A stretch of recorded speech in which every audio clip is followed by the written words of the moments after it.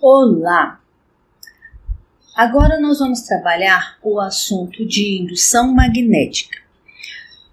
Nesse vídeo vou falar para vocês a respeito das leis de Faraday e de Lenz.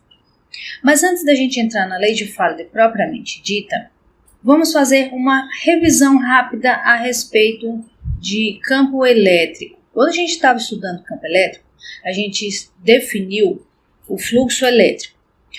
O fluxo elétrico era você definir uma área e olhar, contar o número de linhas de campo que atravessam aquela área. A gente podia fazer essa conta através da integral de E escalar dA. O vetor dA a gente definiu como tendo módulo igual à magnitude da área e a direção e sentido era um vetor perpendicular ao plano da área e apontava para fora. A gente pode fazer a mesma definição para o campo magnético. Eu quero definir um fluxo magnético, que vai ser da mesma maneira o número de linhas de campo que atravessam uma determinada área. Então, eu vou definir o fluxo de campo magnético como sendo a integral do campo magnético produto escalar com uma área. E da mesma maneira, o vetor dA vai ser perpendicular ao plano da área e o módulo dele é o valor da área. Lá no campo elétrico, por exemplo, a gente viu que se o campo era uniforme e se ele era perpendicular à área, ele podia sair dessa integral e eu podia escrever o fluxo como sendo simplesmente o produto da área pelo campo. Aqui vai acontecer a mesma coisa. Se o campo magnético estiver uniformemente distribuído nesta área e se ele for perpendicular com esta área, então eu posso calcular o fluxo de campo magnético simplesmente multiplicando o módulo de B com o módulo da área, ok? Então, definido o fluxo magnético, a gente pode pensar no fluxo de linhas de campo magnético que atravessam uma determinada área. Vamos pensar numa espira, por exemplo. Então, se eu tenho aqui um ímã e aqui eu tenho um anel, eu tenho um determinado número de linhas de campo que atravessam essa área aqui dentro deste anel. Se eu aproximo esse ímã deste anel, o número de linhas de campo pode aumentar enquanto eu estou aproximando o ímã dele. Que essas linhas que passam mais rentes aqui, ó, elas vão acabar entrando nessa área. Então, quando eu aproximo o ímã, eu vou aumentar o fluxo de linhas que atravessam essa área, ok? Então, se eu estou movimentando o ímã, eu estou variando o fluxo de linhas que atravessam essa área. Então, nessa situação de variar o número de linhas de campo aqui que atravessam essa área, vai aparecer uma corrente, que a gente chama de corrente induzida nessa espira. Então, se eu estou movimentando o ímã, eu estou variando o fluxo de linhas de campo magnético que atravessam essa área e essa variação de fluxo vai produzir uma corrente induzida. Agora, se eu tenho uma corrente induzida, então eu posso dizer que eu tenho uma força eletromotriz induzida, ok? Então, a variação do fluxo de linhas de campo provoca o surgimento de uma corrente e a corrente aparece quando a gente tem uma força eletromotriz induzida. Agora, vamos pensar. A força eletromotriz induzida vai ser proporcional à variação do fluxo magnético. Se eu deixo esse ímã paradinho aqui, o fluxo de linhas é constante. Eu não vou ter esse número de linhas variando, então não tem corrente.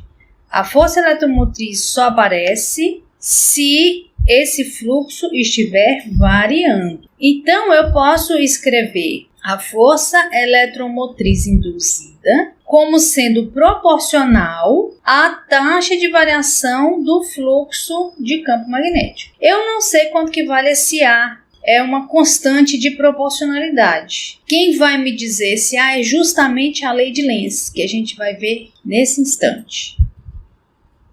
Se eu tiver uma bobina com N espiras, então eu vou ter que contar esse fluxo N vezes. Então, a força eletromotriz induzida em uma bobina com N espiras é N dφ B dt. E esse A nós vamos descobrir agora através da lei de Lenz. Então, o que o Lenz descobriu? Se eu estou aproximando o polo norte deste ímã, dessa espira, eu vou gerar uma corrente nesse sentido. Essa corrente vai aparecer de modo a gerar um campo magnético contrário à variação que está acontecendo aqui. Então, essa corrente é nesse sentido, porque se você fizer a regra da mão direita, colocar os dedinhos na direção da corrente, fechando a mão nesse sentido, o seu polegar vai apontar nesse sentido. Então, eu tenho o polo norte para cá e o polo sul para lá. O dedão aponta na direção do polo norte. Então, esse campo que vai ser criado aqui, ele tem que ser contrário ao aumento desse campo, para manter o campo aqui dentro constante. É essa que é a intenção dessa corrente induzida que aparece. O campo está aumentando, mas a espira não quer que ele aumente. Então, essa corrente aparece de modo a gerar um campo magnético contrário a esse aumento. Então, se eu estiver afastando o ímã, o número das linhas de campo que atravessam essa área vai diminuir. Se diminui, então eu vou criar uma corrente no sentido contrário. Porque, girando no sentido contrário, pela regra da mão direita, eu vou ter um campo apontando no mesmo sentido do campo inicial. Porque ele está diminuindo e eu não quero que ele diminua, eu quero que ele permaneça constante. Então, essa corrente aparece para tentar manter esse campo constante aí dentro da espira.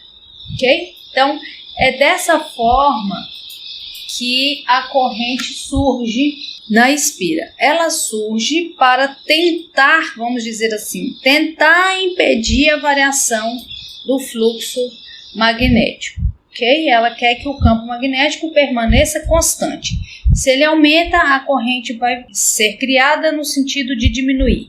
Se ele diminui, a corrente vai ser criada no sentido de aumentar. Você pode pensar que a corrente é do contra. Então, a corrente induzida gera um campo com sentido contrário à variação.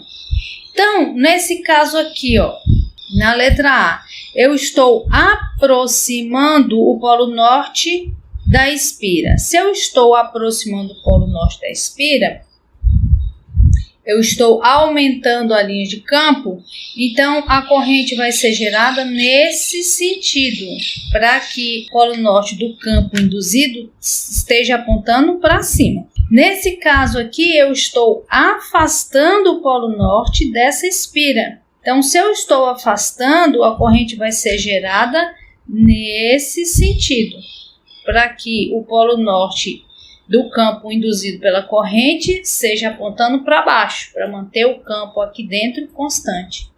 Agora, se eu estou aproximando o polo sul, então, quando eu estou aproximando o polo sul, eu tenho o mesmo efeito que afastar o polo norte. A corrente vai ser gerada nesse sentido aqui, ó, para que eu crie um campo magnético induzido com o sul para cima e o norte para baixo. E afastar o polo sul é a mesma coisa que aproximar o polo norte. Então, nessa situação, a corrente vai ser gerada nesse sentido aqui, ok? Para eu criar um campo com o norte para cima e o sul para baixo.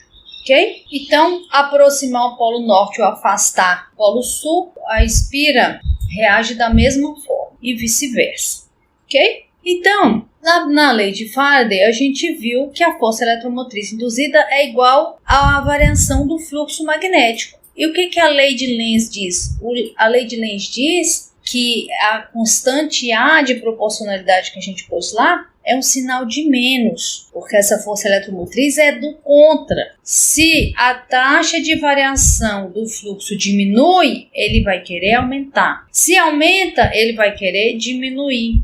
Então, eu tenho uma constante de proporcionalidade negativa, ok? Então, é menos 1. Para uma bobina de N espiras, eu tenho menos N dφB dt. Então, essa é a lei de Faraday. E ela me diz que quando o fluxo de campo magnético está variando, eu tenho o surgimento de uma força eletromotriz induzida. Existe uma corrente fluindo aqui nessa espira, ok? Então, as cargas começam a se mover para gerar essa corrente, ok? Mas a gente definiu força eletromotriz lá no capítulo de circuito. A gente definiu a força eletromotriz através do trabalho realizado por carga. Você se lembra? Mas o trabalho também é a integral da força pelo deslocamento. Então, para eu realizar o trabalho, eu preciso de uma força. Para surgir a força eletromotriz induzida, qual é a força que é capaz de colocar essa carga em movimento? Como que surge a corrente induzida? Pensem a esse respeito. A resposta estará no próximo vídeo.